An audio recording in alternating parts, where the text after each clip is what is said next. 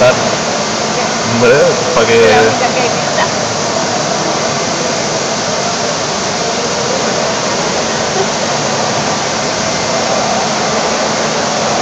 Eso dirá Manu, que es el que ha venido a poner a punto la máquina hoy a la mañana.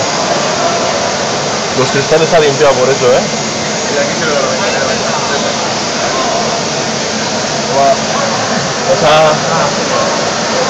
Mira, creo que sale con las refrigeraciones y todo. ¿Todo? Sí, todo.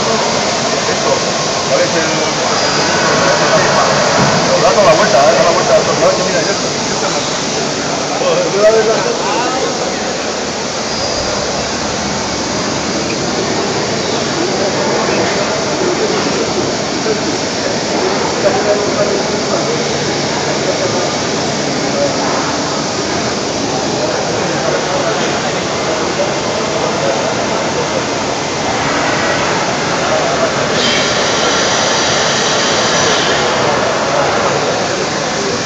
Diego, ¿no estás harto de verla? Ya, tío, es que me hace ilusión, tío, ¿te lo puedes creer?